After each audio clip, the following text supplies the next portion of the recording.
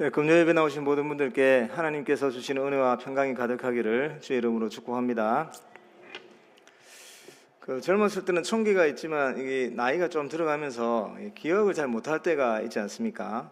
제가 우리 성교에 와가지고 많은 물건들을 습득을 한 적이 있습니다.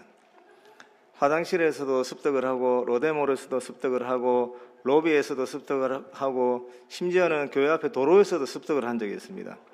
도로 앞에서 어떤 물건을 제가 이제 주었는데 그 물건을 어떤 집사님이 쓴 적을 제가 본 기억이 있어서 그 물건을 가지고 주어가지고 그 집사님한테 이제 전화해가지고 찾아가시라고 그렇게 전해 들었던 적도 있습니다. 그래서 이 깜빡깜빡 하잖아요. 물건을 화장실에도 두기도 하고 뭐 종류도 스마트폰, 가방, 우산, 공구 뭐 여러 가지 다양한 물건들을 제가 다 이렇게 습득을 해서 이게 돌려주고 찾아준 적이 이제 여러 번 있습니다. 그게 왜 그런 일이 일어나냐면 이제 기억이 잠깐 깜빡깜빡하지 않습니까? 자, 그래서 우리는 우리의 기억이 잠깐 이게 깜빡깜빡할 때가 있기 때문에 중요한 일정들을 기억하려면 우리가 메모를 합니다. 메모를 하고 요즘은 또 스마트폰이 잘 나와서 스마트폰에 이렇게 입력을 해놓으면 그때가 되면 사전에 이 공지를 해줘요. 그리고 신호를 줍니다. 우리에게 신호를 줘가지고 그 약속을 잊어버리지 않도록 중요한 일정을 잊어버리지 아니하고 준비를 잘 할 수 있도록 그렇게 도와주는 것이죠. 그런데 오늘 하나님께서 우리 하나님의 백성들이 가장 중요하게 생각하고 기억해야 되는 게 하나님의 약속인데 이 하나님의 백성들이 하나님의 이 약속을 기억을 하지 못하고 지낼 때가 있습니다. 그래서 하나님께서는 그것을 다시금 깨우치게 하기 위해서 하나님의 약속을 우리에게 새겨주시죠. 오늘은 하나님께서 우리에게 하나님의 약속을 새겨주신다 이런 주제로 말씀을 전하려고 합니다. 오늘 본문에 나오는 이 아브라함이 나오는데 아브라함은 창세기 12장에서 하나님의 약속을 듣고 그가 평생 동안 살아왔던 지역을 떠나고 가족들을 다 떠나서 하나님이 말씀하신 그 약속의 땅으로 들어가는 하나님의 백성으로 살아가는 그 삶의 여정이 시작이 됩니다. 자, 그런 아브라함이 이제 오늘 하나님과 다시 만나게 되는데 하나님께서 아브라함에게 오늘 본문에서 나타날 때는 아브라함의 나이가 99세입니다. 이 99세나 된 아브라함에게 하나님이 나타나서 어떤 말씀을 하시냐? 이런 말씀을 하세요. 너는 내 앞에서 행하여 완전하라. 이런 말씀을 하나님이 하십니다. 그래서 먼저 살펴볼 것은 뭐냐면 하나님이 아브라함에게 너는 내 앞에서 행하여 완전하라 라고 하는 말씀을 하셨는데 이 말씀을 가지고 있는 뜻이 무엇인가를 먼저 짚어보겠습니다. 오늘 하나님께서 이 말씀을 하시는데 아브라함에게 행하여 완전하라, 완전히 행할 것을 요구를 하시는데 아브라함이 얼마나 연약한 사람인지는 아브라함도 잘 알고 스스로도 잘 알고 하나님도 잘 알고 있습니다. 근데 하나님께서 연약한 이런 아브라함에게 너는 내 앞에서 행하여 완전하라 라고 말씀하시는데 이 완전히 행할 것을 요구하시는 하나님의 그 뜻이 무엇인가를 먼저 살펴봐야 되는데 16장과 17장의 내용을 살펴보면 우리가 그 뜻을 알 수 있습니다. 16장에서 어떤 사건들이 일어났냐면 아브라함이 하나님의 그 약속의 말씀을 듣고 가나안 땅에 왔어요. 그리고 가나안 땅에 와가지고 실수도 하고 애굽으로 가는 실수도 하고 자기의 부인을 그 바로 왕에게 넘겨주는 실수도 했지만 그 가운데 하나님의 도우심을 입어서 믿음이 성장하는 그런 은혜도 누리게 됩니다. 그런데 10년이 지난 시점에 하나님의 약속을 듣고 길을 떠난 지 10년이 되는 시점에 뒤를 돌아보니 하나님이 하신 약속이 아무것도 이루어지지 않은 것 같은 거예요. 자녀도 없고 재산이 많아진 것도 아니고 뭐 땅을 가지고 있는 것도 아니고 그런 상태로 지내다 보니 두려움에 휩싸입니다. 그래서 하나님께서 아브라함에게 다시금 이제 언약식을 체결하면서 하나님의 약속을 다시금 강조하시죠. 그러다가 16장에서 아브라함과 그 사레가 이 믿음이 실족을 해가지고 어떤 일을 하게 되냐면 아브라함과 사레 사이에서 아이가 태어나지 않으니 사레는 그 약속을 포기를 합니다. 포기를 하고 아브라함에게 하갈과 동침해서 아이를 낳을 것을 이제 원하죠. 그러니까 자신의 그 연약한 신체 때문에 하나님의 약속이 성취가 안 된다. 그 자기 자신이 하나님의 약속이 성취되는 것을 가로막는 존재다라고 하는 생각 때문에 아브라함에게 자기가 아닌 자신의 종 하갈과 동침할 것을 이제 권했고, 아브라함도 그 제안을 받아들여 가지고 하갈과 동침해서 그 아들 이스마엘을 얻게 됩니다. 이거는 신실한 행동이 아니었죠. 하나님의 약속을 믿지 못해서 벌였던 행동이었죠. 하나님의 약속을 자신들의 힘으로 억지로 성취하려고 했던 불신앙의 행동이었습니다.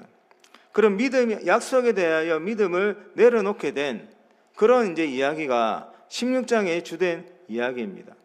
그리고 오늘 이 본문에 아브라함의 나이가 99세라고 나오는데, 아브라함이 85세 때 이스마엘을 낳은 거예요. 그러니까 그때부터 지금까지 이 아브라함은 사례 사이에서 아이를 낳을 수 있다는 희망은 내려놓고 사는 겁니다. 그 사실을 우리가 오늘 읽지는 않았지만 창세기 17장 17절을 보면 하나님이 사례에게도 이제 이름을 바꿀 것을 원하시면서 사례 너가 아이를 낳을 텐데 아브라함과 사례 너 사이에서 아들을 낳을 것이다 라고 하나님이 약속하세요. 그런데 그 말씀을 듣고 아브라함이 웃습니다. 기대감을 가지고 웃는 그런 웃음이 아니고 도저히 이루어지지 않는 일을 또 하나님께서 또 말씀하신다. 나는 믿을 수가 없다. 로아가는 마음으로 웃은 거죠. 그러면서 아브라함이 하나님께 뭐라고 이야기를 하냐면, 그런 말씀하지 마시라고.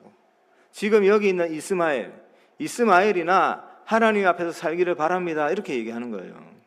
그러니까 아브라함은 그 창세기 16장 이후로 사레와의 사이에서 아들을 낳을 수 있다는 희망은 내려놓은 상태입니다.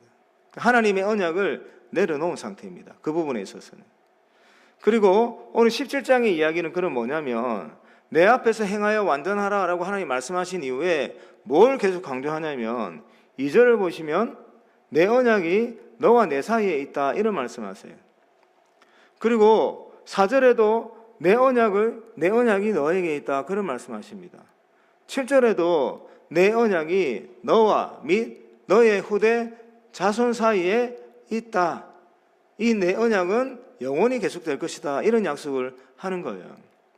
그러니까 17장에서 하나님께서 아브라함에게 세 가지를 이제 하시는데, 아브라함의 이름을 바꾸고 사레의 이름을 바꾸고 아브라함으로 하여금 할례를 받게 하고 그의 모든 자손들도 다, 함께하는 모든 사람들도 다 할례를 받게 하는데, 이 세 가지가 다 무엇을 강조한 거냐면 하나님과의 언약을 지킬 것을 강조한 그런 내용입니다. 그러니까 오늘 하나님께서 17장을 시작하시면서 아브라함에게 너는 내 앞에서 행하여 완전하라 라고 하면서 요구하시는 것은 뭐냐면, 율법의 모든 사항들을 다 지켜라 이런 말씀이 아니라, 하나님이 주신 계명들을 다 지켜라 그런 말씀이 아니라, 나는 전능하신 하나님이니 그 전능하신 하나님을 믿고 내가 너에게 약속한 그 언약 안에 거하라, 언약을 신뢰하고 언약을 따라서 살아가라 라고 하는 요구를 하신 겁니다. 그러니까 하나님께서 아브라함에게 하나님의 약속을 따라서 살 것을 강조하고 있는 그런 이제 요구 사항입니다. 자, 하나님께서는 그러면 그 하나님께서 아브라함으로 하여금 행하여 완전하라, 즉 나의 언약 안에 거하라 라고 요구하시면서 아브라함에게 무엇을 하신 거냐면 하나님의 약속을 아브라함에게 새기십니다. 그 새기시는 방법이 오늘 두 가지가 나왔어요. 하나는 이름을 바꾼 거고, 하나는 육체의 그 하나님의 그 약속을 새긴 겁니다. 할례를 하라고 명하신 것이죠. 아브라함의 이름을 아브라함으로 바꾸고 사라의 이름을 사라라고 바꿨는데, 두 가지 다 아브라함은 많은 민족의 아버지, 사라는 열국의 어머니라고 하는 뜻이 있는 것이죠. 자녀 한 사람도 없는 남자와 자녀 한 사람도 없는 여인에게 많은 민족의 아버지, 많은 민족의 어머니라고 하는 이름을 준 겁니다. 그러니까 이것은 이름을 통해서 아브라함에게 하나님의 약속을 새긴 거예요. 아브라함이라고는 존재에, 그 아브라함이라고 하는 그 사람의 전 인격적인 그 삶 가운데 하나님의 약속을, 이름을 바꾸심으로 새긴 것입니다. 할례는 또 어떻습니까? 할례는 육체에다 그 새긴 것이죠. 할례는 육체에 피를 내면서 하나님 뭐라고 말씀하셨냐면 그 할례를 행함으로 나의 언약을 지키는 것이다 그렇게 말씀을 하셨습니다. 그러니까 하나님께서 오늘 아브라함에게 그 약속을 새기시는데 이름을 바꿔주시고 그 육체에 이제 흠집을 내시면서 하나님의 약속을 아브라함에게 새겼습니다. 아브라함의 삶에 새겼고 아브라함의 육체 가운데 새겼습니다. 그래서 이름이 바뀐 아브라함 앞으로 어떻게 살아가야 됩니까? 아침 눈 뜨면 이제 주변의 모든 사람들로부터 어떤 이야기를 듣게 되는 겁니까? 이제는 아브람이 아니고 아브라함이라고 하는 이름을 평생 듣게 되는 거예요. 평생. 눈 뜨는 순간부터 만나는 모든 사람들에게 이제 어떤 이름을 들어야 되냐면 아브라함이라고 하는 이름을 계속해서 들어야 되는 거예요. 잊을 수가 없습니다. 하나님이 아브라함에게 하신 그 약속을 잊을래야 잊을 수가 없습니다. 잊을만 하면 또 누군가가 와서 아브라함이라고 부를 거고, 잊을만 하면 또 누군가가 와서 아브라함이라고 부르면서 아브라함이라고 하는 이름에 담겨있는 하나님이 하신 그 약속들을 계속해서 깨우칠 수밖에 없으니 하나님께서 이런 방식으로 아브라함에게 하나님의 약속을 새기신 겁니다. 왜 이런 방법으로 새기셨을까요? 그만큼 우리가 하나님의 약속을 쉽게 떠난다는 것을 말하는 겁니다. 이 당시에 아브라함이 어떤 상황이었습니까? 하나님의 약속을 따라서 그 가나안 땅으로 들어온 지도 벌써 24년이 지났습니다. 24년이 지났는데 사레와의 사이에서 자녀 한 명을 아직까지 낳지 못한 거예요. 하나님께서는 말씀으로 여러 번 약속을 하셨습니다. 15장에서는 그때 당시에 사람들이 계약을 맺을 때 하는 그 방식으로 동물들을 잡아갖고 쪼개가지고 그 가운데 하나님이 불로 지나가시는 그런 의식까지 치르면서 언약식을 체결했음에도 불구하고 아직까지 자녀가 없는 상황입니다. 24년이 지났으니 아브라함은 벌써 나이가 99세가 되었어요. 이제 조금 있으면 100세입니다. 사례는 또 어떻습니까? 사례는 하나님이 아브라함에게 나타나는 그 창세기 12장의 이전인 11장에부터 사례는 아이를 낳을 수 없는 여인이다라고 언급이 되어 있어요. 그럼에도 아브라함은 하나님의 약속을 믿고 혹여나 하는 마음으로 길을 떠났는데 이제 사례는 벌써 나이가 89세, 90세가 다 되어 갑니다. 이러니 아브라함의 입장에서는 어떻게 그 하나님의 약속을 신뢰하고 그 약속을 따라서 살아갈 수가 있겠습니까? 그러니 16장에서 하갈과 동침하고 이스마엘을 낳은 이후에는 이 약속을 거의 기억하지 못하고 살아가고 있는 것이죠.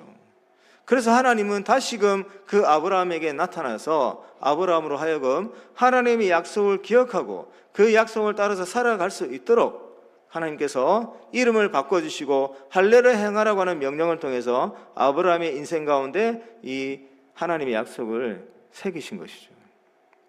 자, 그러면 여러 가지 방법이 있을 텐데 하나님께서 아브라함에게 오늘 이제 우리가 읽은 본문은 아브라함의 이름을 바꿔주신 이제 이야기죠. 변경된 이름을 통해서 하나님의 약속을 새기셨습니다. 자, 이 변경된 이름을 통해서 하나님의 약속을 새기신 것, 여기에 무슨 의미가 있는지 한 두 가지만 이제 전하도록 하겠습니다. 여러분, 그 첫 번째로는 이 이름을 바꿔주신 것에는 어떤 의미가 있냐면 아브라함이라고는 존재가 가지고 있는 정체성, 그리고 그가 가지고 있는 어떤 역할들, 그리고 살아가야 어떤 방향들, 그리고 사람들과 관계를 맺고 있는 관계, 그가 가지고 있는 어떤 권위, 그런 모든 그 삶의 본질적인 영역에 있어서 무엇인가가 변경이 된다, 변화가 된다는 것을 공식적으로 선언하는 것입니다. 하나님께서는 그런 의미를 담아서 아브라함의 이름을 바꿔주신 거예요. 왜 하나님께서 이런 방법을 쓰셨냐면 그때 당시에 아브라함이 살고 있는 그 당시 고대 근동 사회에서 이름이 가지고 있는 의미가 그러한 의미를 가지고 있었기 때문에 그렇습니다. 그 당시 사람들에게 있어서 이름이라고 하는 것은 단순히 여러 사람 가운데 한 사람을 구별하기 위해서 부르는 호칭이 아니었습니다. 고대 근동 당시 이름은 그 사람이 가지고 있는 정체성이었고 삶의 방향과 역할을 담고 있었고 그 사람의 운명과 미래에 대한 어떤 것들을 담고 있었습니다. 그래서 어떤 한 사람이 다른 사람의 이름을 안다라고 하는 것은 그 사람 자체를 안다는 것을 뜻했습니다. 그리고 어떤 사람이 이름을 변경을 했다.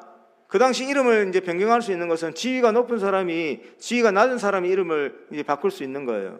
부모님이 자녀들의 이름을 바꿀 수 있고 왕이 신하들이나 백성들의 이름을 바꿀 수 있는 건데, 누군가의 이름을 변경을 했다라고 하는 것은 그 사람의 존재적 가치가 변경되었다라고 하는 것을 의미를 합니다. 당시 사람들이 가지고 있는 인식을 통해서 하나님께서는 아브라함의 이름을 바꿔주셔서 이제부터는 아브라함이 새로운 정체성, 하나님이 부여하신 새로운 역할, 하나님이 주실 새로운 삶의 길을 걸어갈 그 시점이 임박했다라고 하는 것을 이름을 바꿔주심으로 그렇게 선포를 하신 것입니다. 여러분, 원래 아브라함의 이름의 뜻은 높은 아버지, 존귀한 아버지, 이런 뜻을 가지고 있어요. 근데 하나님께서 그런 아브라함이라고 하는 이름을 이제 쓰지 말고 아브라함이라고 하는 이름을 쓰라고 했는데, 그러면 바뀐 이름에는 무슨 뜻이 있냐면 많은 민족의 아버지다라고 하는 뜻이 있습니다. 여러분, 하나님께서 아브라함을 처음 부르실 때 무슨 약속을 하셨냐면, 자녀가 없이 살아가는 아브라함을 부르시면서 너와 내 자손에게 땅을 주겠다라고 하는 약속을 하셨어요. 너의 자손을 번성하게 하겠다라고 하는 약속을 하셨습니다. 하나님은 아브라함을 부르실 때 아브라함 한 사람만 누리는 어떤 복을 약속하신 것이 아니라 아브라함을 번성케 하시고, 아브라함이 또 많은 민족의 복의 통로가 되게 하시고, 아브라함을 통해서 하나님의 백성이 이스라엘 민족을 형성하고자 하는 그런 계획을 가지고 계셔서 아브라함을 부르신 겁니다. 그 하나님의 뜻을 담아서 아브라함이라고 하는, 이제 한 개인의 어떤 그런 그 정체성을 가지고 살아가는 것이 아니라, 한 가정의 지도자로 살아가는 것이 아니라 하나님의 백성인 이스라엘 민족의 그런 믿음의 조상으로 살아갈 그런 정체성을 새롭게 부여해 주셨는데, 그 새롭게 부여해 주시는 방법이 바로 이름을 바꿔주신 것입니다. 두 번째로, 이 이름을 왜 바꿔주셨냐? 여러분, 하나님께서는 이 아브라함의 이름을 바꿔주시면서 아브라함이라고 하는 한 사람을 새롭게 창조하셨다라는 것을 선포하신 겁니다. 그러니까 아브라함 부르실 때부터 아브라함이라고 하는 한 사람을 하나님의 사람으로 새롭고 거듭나게 할 목적을 가지고 계셨는데, 이제 그 하나님께서 아브라함이라고 하는 한 사람을 새로운 사람으로 완전히 창조되고 새로운 정체성을 가지고 살아가는 사람으로 완전히 변화되게 함으로 그러한 삶을 누리게 될 시점이 임박했다. 내가 아브라함을 재창조하는 그 역사를 이제 이룰 때가 다 됐다라고 하는 재창조의 역사적 그 의미가 아브라함이라고 하는 이름에 담겨 있습니다. 여러분, 재창조의 의미가 담겨 있다라고 하니 창조라고 하는 단어를 먼저 우리가 생각을 해봐야 되는데, 여러분, 하나님께서 우주 만물을 창조하신 이 창조의 기사에 대한 이야기가 창세기 1장에 담겨 있습니다. 창세기 1장과 2장은 하나님이 천지 만물을 창조하시고 사람을 창조하신 이야기가 기록이 되어 있습니다.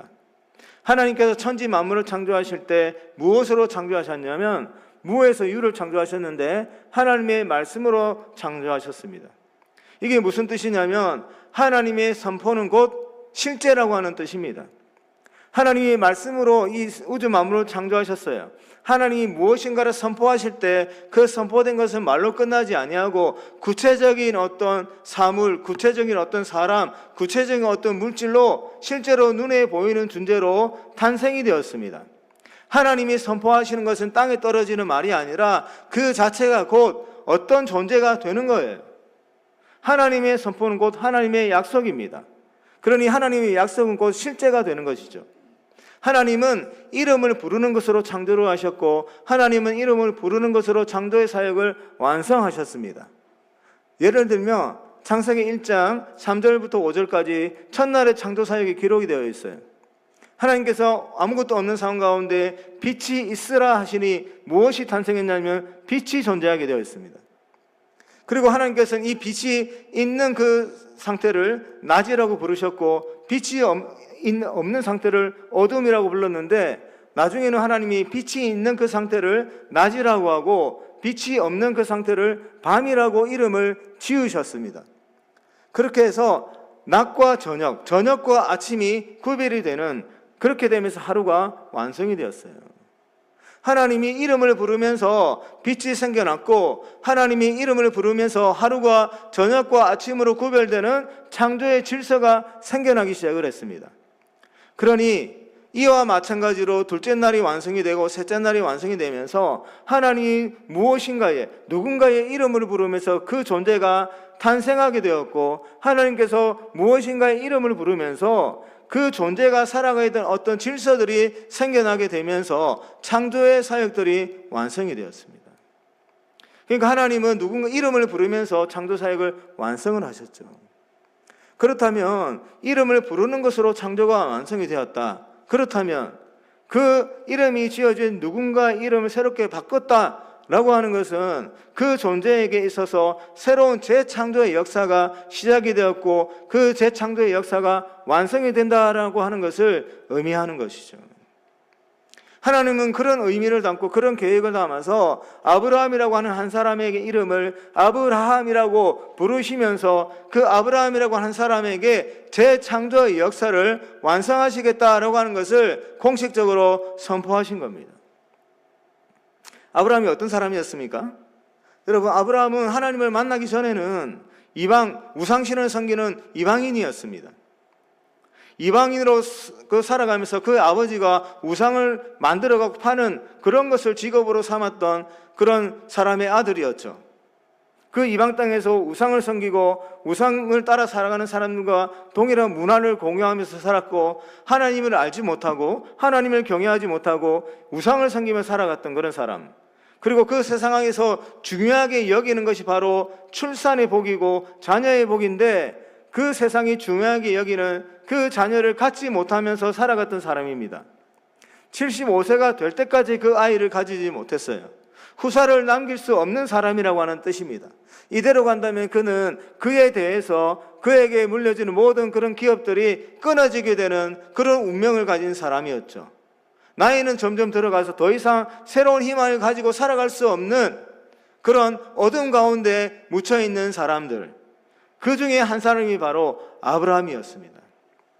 그런데 하나님께서는 이 아브라함을 새롭게 거듭나게 하실 목적으로 부르셨죠. 아브라함에게 새로운 날을 허락해 주시려고 부르셨습니다. 아브라함이라고 한 사람에게 새로운 생명을 부여하시려고 이 아브라함을 부르신 거예요.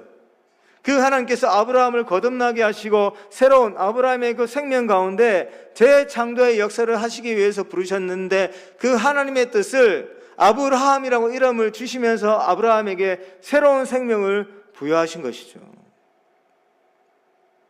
아브라함이라고 하는 이름을 받고 하나님으로부터 새롭게 창조가 되는 은혜를 부여받은 이 아브라함, 나중에 어떤 사람이 되어갑니까?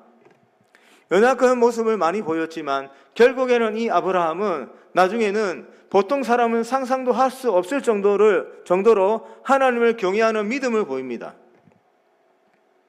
100년 만에, 태어난 지 100년 만에 얻은 아들, 귀한 아들 이삭이 있었는데, 하나님께서 이 아들 이삭을 주셨다가 어느 날 갑자기 이 이삭을 번제물로 바치라고 하는 명령을 하나님께서 내리시는 거예요.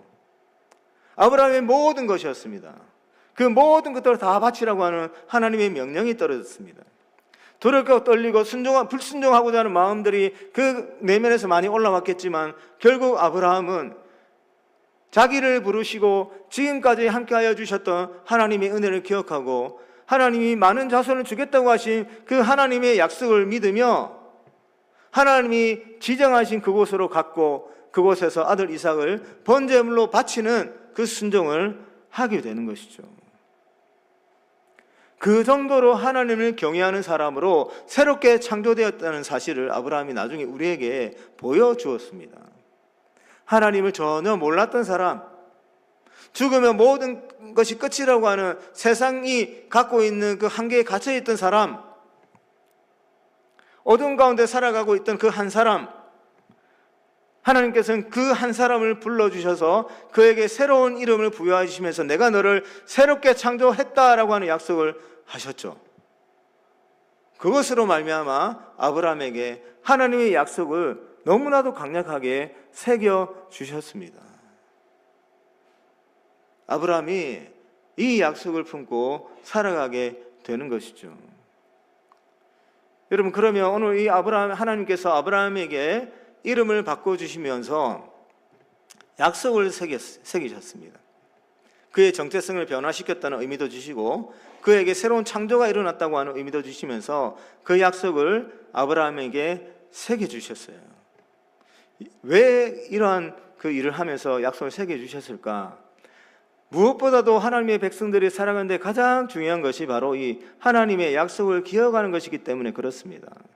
여러분, 이게 얼마나 중요하냐면 하나님이 이삭을 바로 주실 수도 있고 그 모든 것들, 눈에 보이는 모든 것들을 그 즉시 만들 수도 있고 주실 수도 있고 해결해 주실 수도 있는데 하나님께서는 그 일들을 천천히 하십니다. 천천히 하시면서 계속해서 아브라함에게 반복하고 강조했던 것은 하나님의 약속을 기억하라 였습니다. 창세기 12장에서 하나님은 하나님의 약속을 주셨습니다. 13장에서 또한 하나님의 약속을 또다시 주셨습니다. 15장에서 언약을 다시 체결하셨습니다. 17장에서 할례를 명하시고 이름 바꿀 것을 명하시면서 하나님의 약속을 지켜라라고 하는 명령을 또다시 주셨습니다. 그러니 하나님의 사람에 있어서 무엇보다도 가장 중요한 것은 하나님의 약속을 기억하고 그 새겨진 약속을 따라서 하나님이 신뢰하고 하나님이 우리에게 원하시는 삶의 방향으로 우리가 걸어가는 것이죠. 우리는 그것을 이제 그 가슴에 새기며 살아가야 합니다.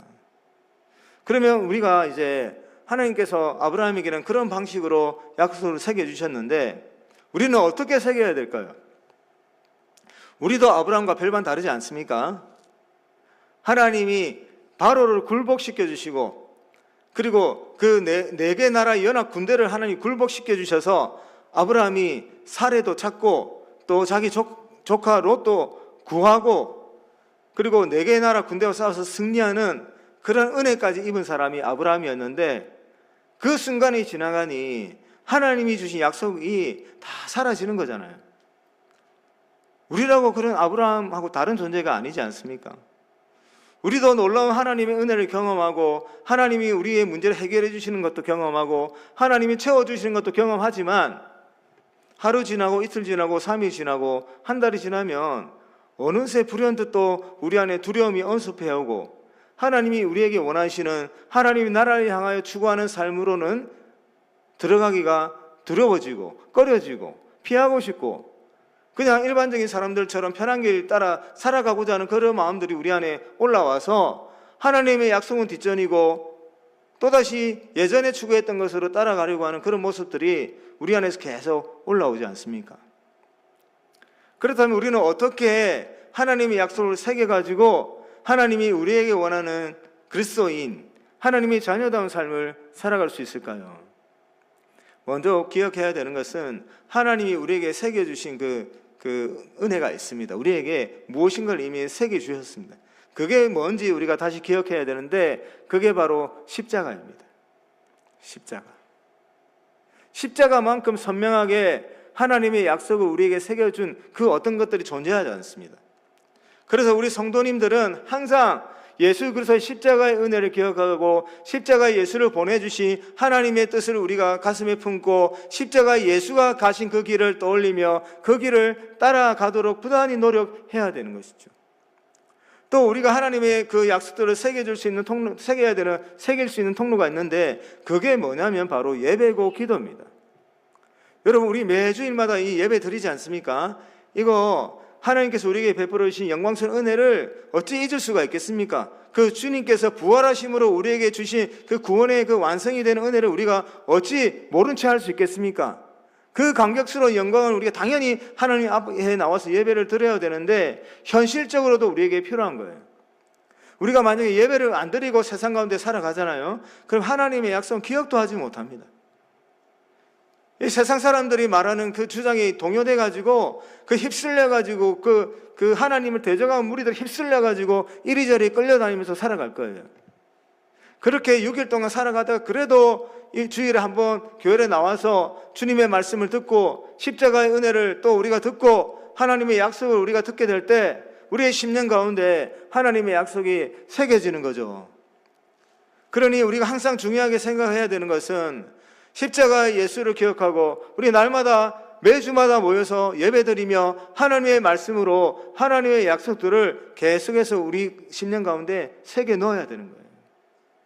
그래야 할 때 우리가 주의 백성답게 살아갈 수가 있는 겁니다. 그 다음에 또 우리가 이 하나님의 약속을 새겨야 되는데,